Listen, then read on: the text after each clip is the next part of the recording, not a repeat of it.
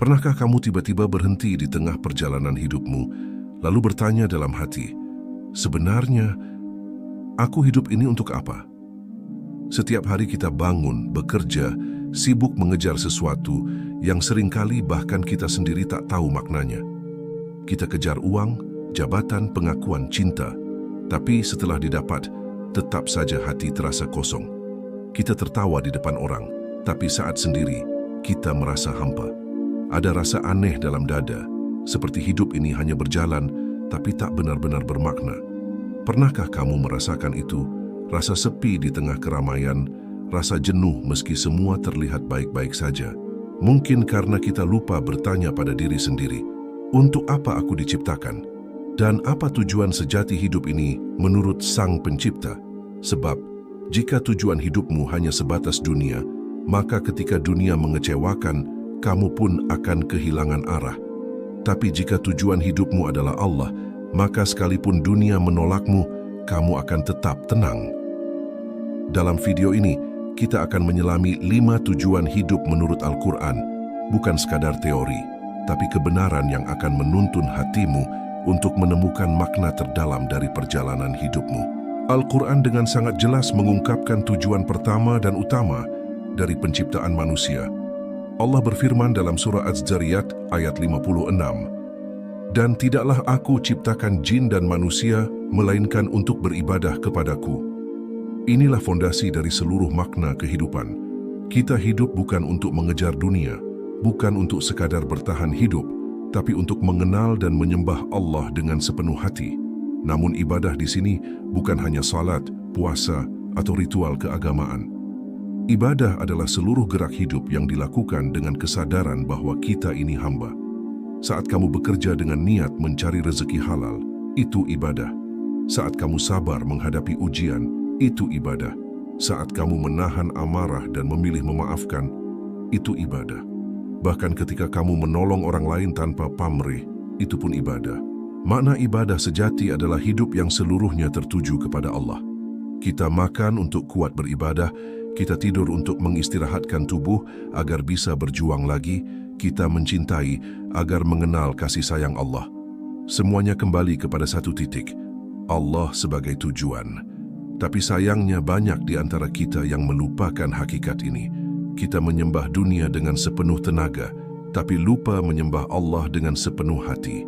Kita rela begadang demi pekerjaan, tapi malas bangun untuk tahajud. Kita sanggup menahan lapar demi diet, tapi tak kuat berpuasa demi ridhanya. Padahal saat hati kembali sadar bahwa tujuan hidup adalah ibadah, segalanya berubah. Kita tak lagi merasa kosong, sebab setiap detik terasa bernilai. Tidak ada yang sia-sia, bahkan air mata dan kelelahan sekalipun menjadi amal jika dilakukan karena Allah. Hidup yang berpusat pada ibadah membuat kita tenang. Kita tak lagi takut gagal, karena yang terpenting bukan hasilnya, tapi keikhlasannya. Kita tak lagi iri pada kesuksesan orang lain, karena kita tahu yang Allah nilai bukan seberapa tinggi kita berdiri, tapi seberapa tunduk kita kepadanya. Bayangkan jika setiap langkah, ucapan, dan keputusan hidupmu kamu niatkan karena Allah, betapa ringan hidup ini rasanya. Tak perlu memaksa dunia untuk mengerti, sebab yang penting Allah ridha. Hidup seperti itu membuatmu tak lagi terombang-ambing oleh pujian dan cacian. Karena kamu tahu, kamu hanya ingin menyenangkan satu zat, Allah, Tuhan yang menciptakanmu. Dan disitulah awal dari ketenangan sejati, ketika hidupmu tak lagi berputar di sekitar ego, tapi berpusat pada ibadah. Maka tanyakan pada dirimu malam ini, apakah aku sudah benar-benar menjadikan Allah sebagai tujuan dari hidupku? Jika belum terlambat untuk memulainya. Sebab Allah selalu membuka pintu bagi siapapun yang ingin kembali. Mulailah dari hal kecil, salat tepat waktu, jujur dalam pekerjaan, menahan lisan dari menyakiti orang lain. Itulah ibadah-ibadah kecil yang menuntun kita menuju makna hidup yang besar. Ingatlah, hidup tanpa ibadah hanyalah gerak tanpa arah. Tapi hidup dengan ibadah adalah perjalanan menuju cinta Allah. Dan disitulah segala lelah menjadi indah. Tujuan hidup yang kedua menurut Al-Quran adalah menjadi khalifah di bumi, yakni wakil Allah yang bertugas menjaga, mengatur, dan menebarkan kebaikan di dunia. Allah berfirman dalam surah Al-Baqarah ayat 30, "Sesungguhnya aku hendak menjadikan seorang khalifah di muka bumi." Ayat ini bukan hanya kisah tentang Nabi Adam, tapi juga panggilan untuk setiap manusia.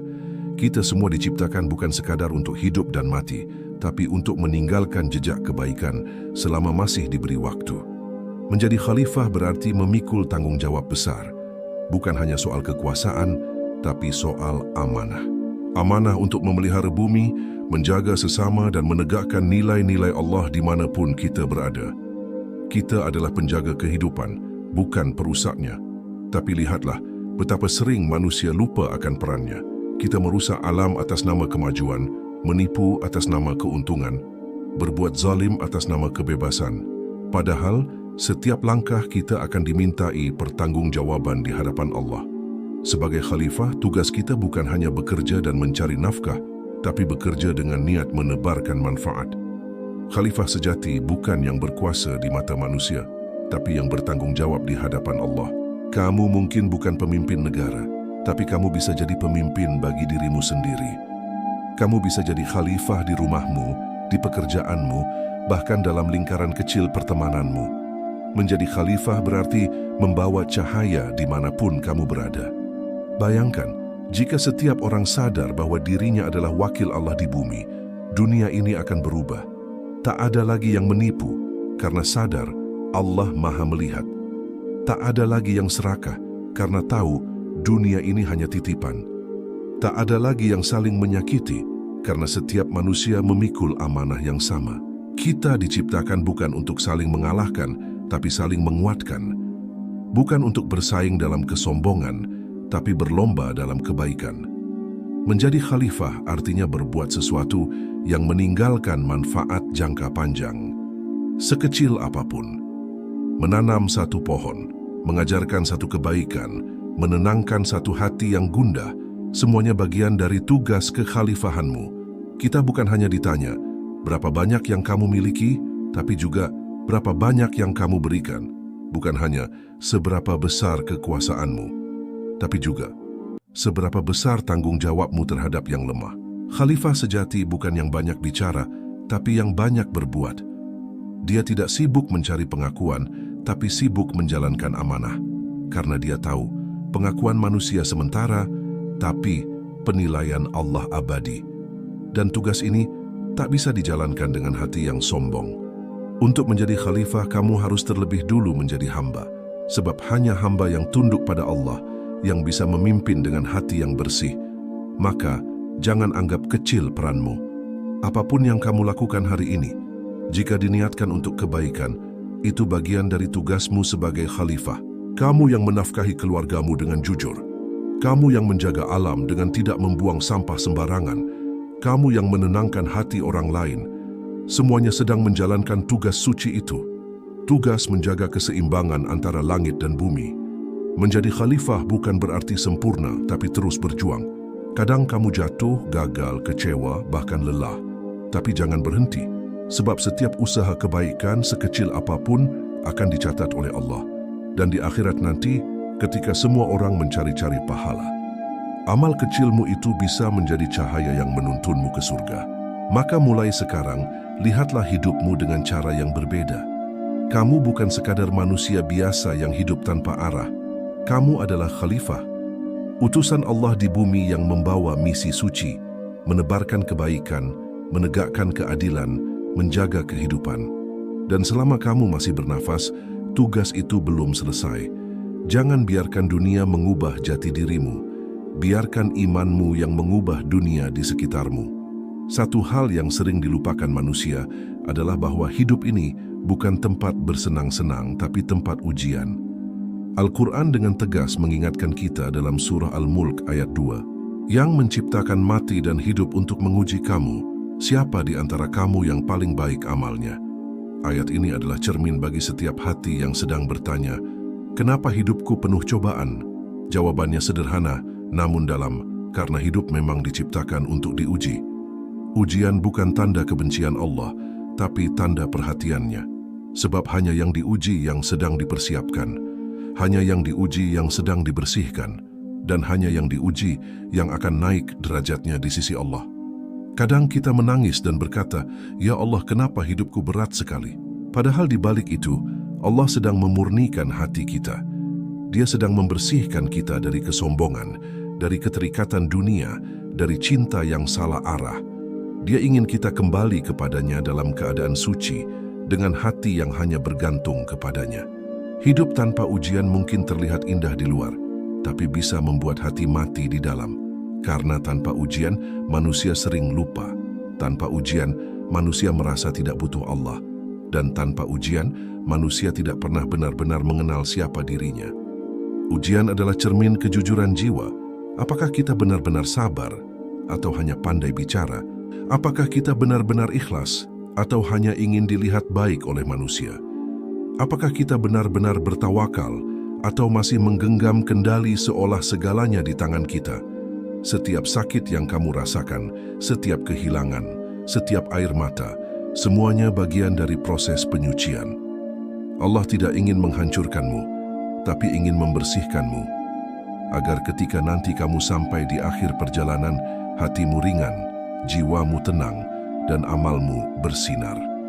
Perhatikan bagaimana emas dimurnikan, harus dibakar dengan api yang panas. Begitu juga iman.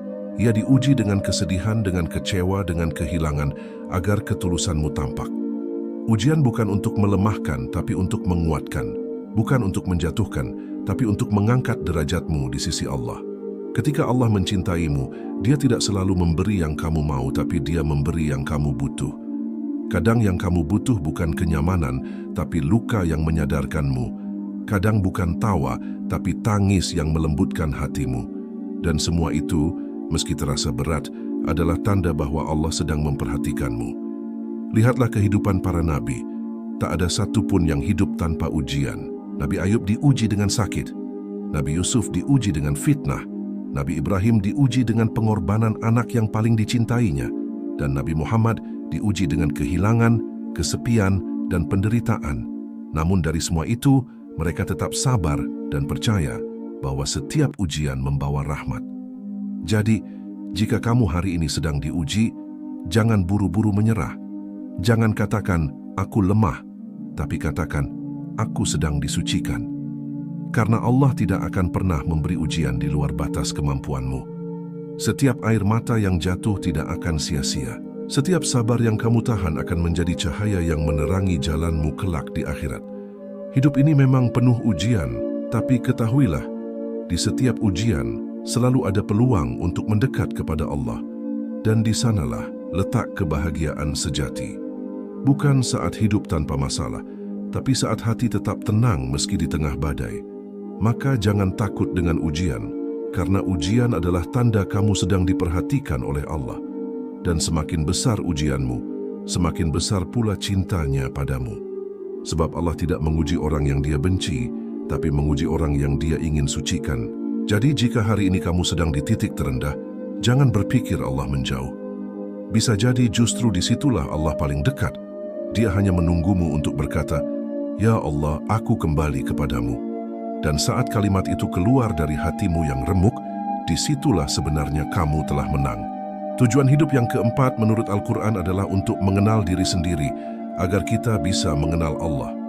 Rasulullah SAW pernah bersabda, "Barang siapa mengenal dirinya, maka ia mengenal Tuhannya."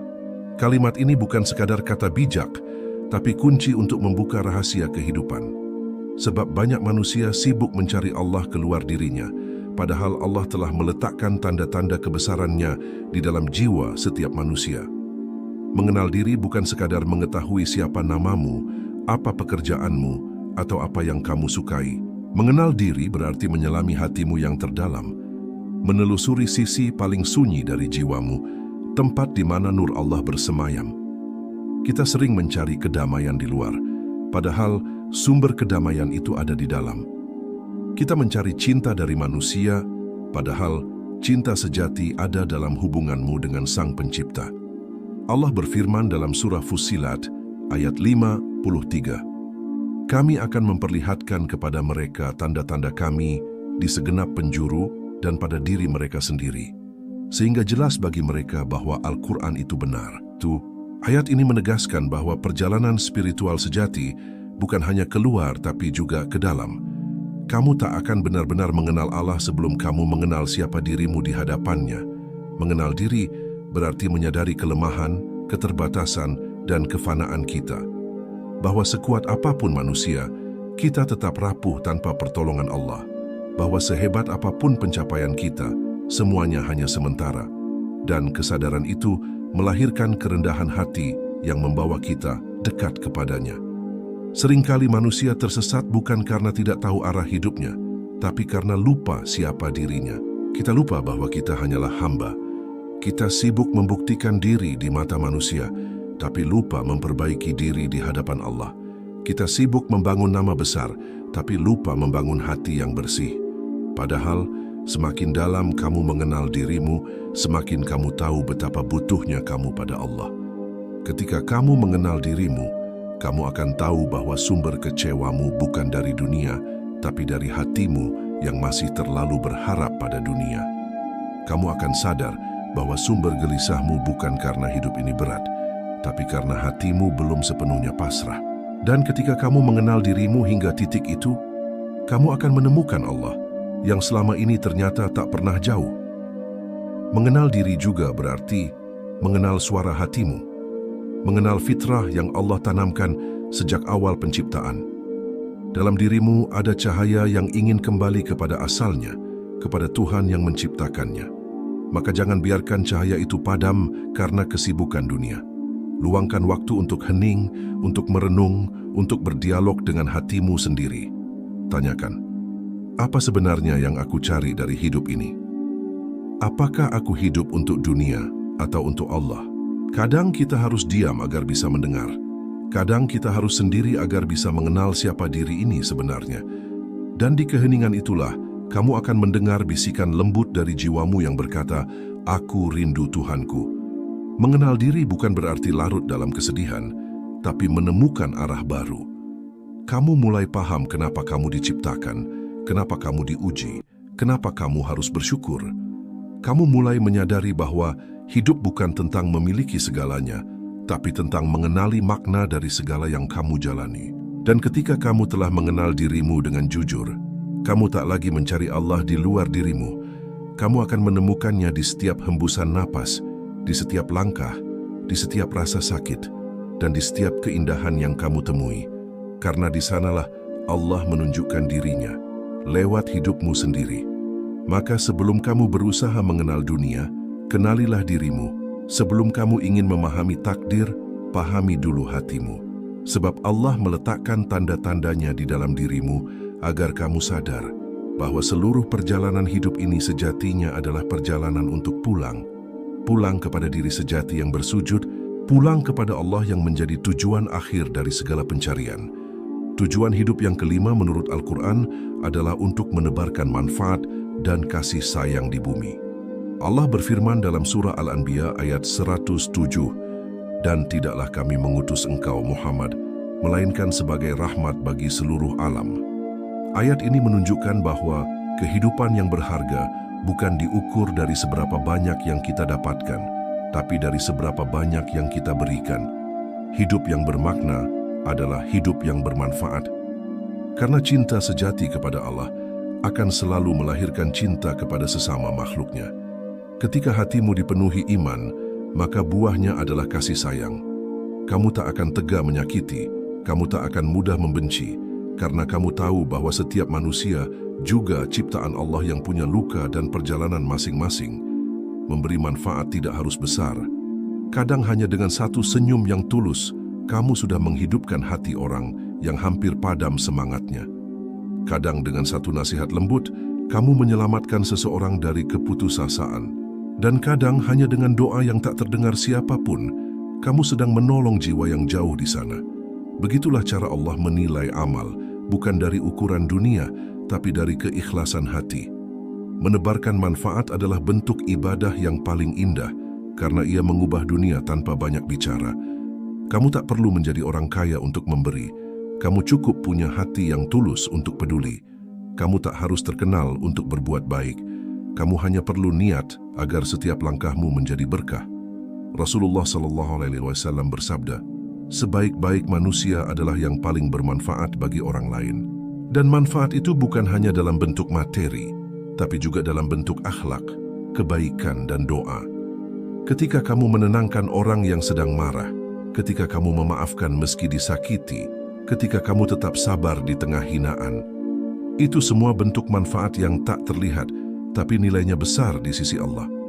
Dunia ini akan menjadi tempat yang lebih indah jika setiap manusia sadar bahwa dia lahir untuk memberi, bukan hanya menerima, untuk mencintai, bukan membenci, untuk memperbaiki, bukan merusak. Dan cinta sejati itu tak selalu diucapkan tapi diwujudkan dalam tindakan. Jadi, mulai hari ini, jangan tanya lagi, apa yang aku dapat dari hidup ini? Tapi tanyalah, apa yang sudah aku berikan untuk hidup ini? Karena pada akhirnya, manusia akan dikenang bukan dari apa yang ia miliki, tapi dari apa yang ia wariskan dalam kebaikan. Dan ingatlah, setiap kebaikan sekecil apapun akan menjadi saksi di hadapan Allah, bahwa hidupmu pernah membawa cahaya di buminya. Inilah puncak dari seluruh perjalanan hidup, tujuan akhir yang tak bisa dihindari oleh siapapun. Hidup ini untuk kembali kepada Allah.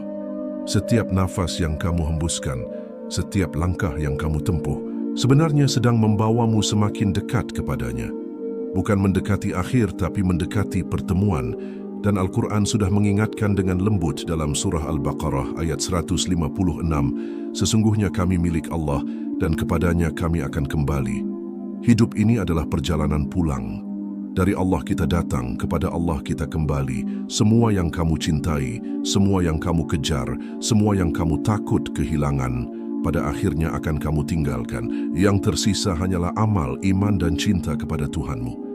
Sadarilah, dunia bukan tempat tinggal abadi. Ia hanyalah tempat singgah, tempat ujian, tempat belajar mengenal cinta dan kehilangan, agar kita siap ketika tiba saatnya kembali. Kematian bukan akhir, tapi awal dari kehidupan yang sebenarnya. Dan orang yang bijak adalah yang mempersiapkan kepulangannya sebelum ia dipanggil tanpa pemberitahuan.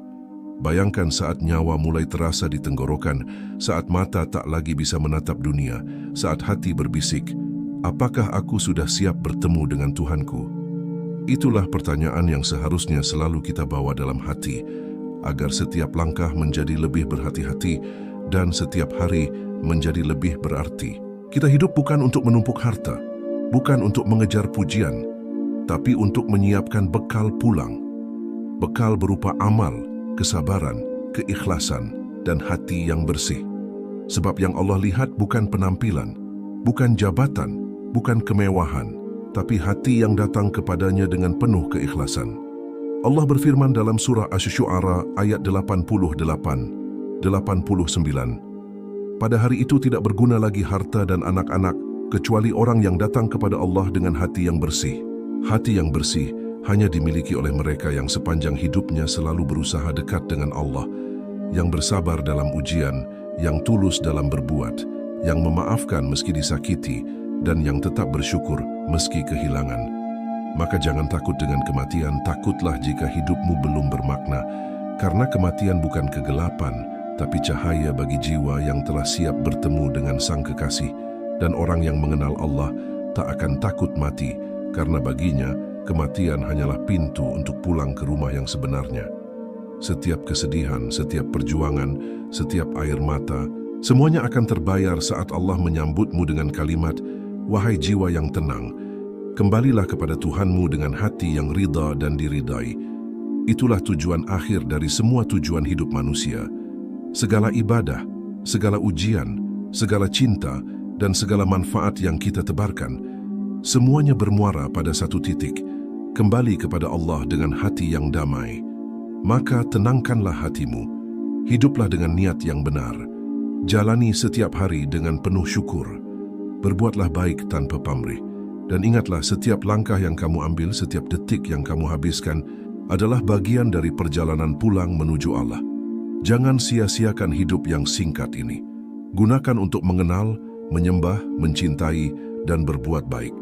Agar ketika tiba waktunya berpulang, kamu bisa tersenyum dan berkata, "Ya Allah, aku telah mencoba sebaik yang aku bisa. Kini aku pulang kepadamu." Pada akhirnya, Hidup ini bukan tentang seberapa lama kita hidup, tapi seberapa dalam kita memahami arti hidup itu sendiri. Bukan tentang seberapa banyak yang kita miliki, tapi seberapa banyak yang kita beri. Bukan tentang seberapa sering kita tertawa, tapi seberapa tulus kita bersyukur di setiap keadaan. Hidup ini adalah perjalanan singkat antara azan dan solat terakhir. Ketika kita lahir, kita diazankan tanpa solat. Dan ketika kita mati, kita disolatkan tanpa azan. Itulah tanda betapa cepat waktu berlalu. Semuanya akan berakhir, kecuali amal, cinta, dan keikhlasan yang kita tanam di jalan Allah. Maka jika hari ini kamu masih diberi kesempatan hidup, jangan sia-siakan waktu untuk hal yang tak membawa makna. Gunakan hidupmu untuk mengenal Allah, untuk beribadah, untuk berbuat baik, untuk membawa manfaat, dan untuk menyiapkan diri kembali kepadanya. Ingatlah, hidup ini bukan tentang mencari tempat ternyaman di dunia, tapi tentang menyiapkan tempat terbaik di akhirat. Bukan tentang memuaskan ego, tapi tentang menenangkan jiwa dengan mengingat Allah. Karena hanya dengan mengingat Allah, hati menjadi tenang. Ya Allah, jika selama ini kami terlalu sibuk dengan dunia, maafkan kami yang lupa arah. Jika hati kami keras oleh ambisi, lembutkanlah dengan kasih-Mu. Jika langkah kami menjauh dari-Mu, bimbinglah kami kembali kepada cahaya-Mu. Ya Allah, jadikan hidup kami penuh makna. Jadikan setiap napas kami ibadah, setiap langkah kami manfaat, dan setiap ujian kami jalan untuk mengenal-Mu. Dan ketika tiba waktunya kami kembali, izinkan kami pulang dalam keadaan Engkau ridha kepada kami dan kami ridha dengan segala ketetapan-Mu. Sebab pada akhirnya, tak ada yang lebih indah daripada pulang kepadamu dengan hati yang tenang dan jiwa yang berserah. Itulah makna sejati dari hidup, bukan sekadar untuk ada, tapi untuk kembali kepada Yang Maha Ada.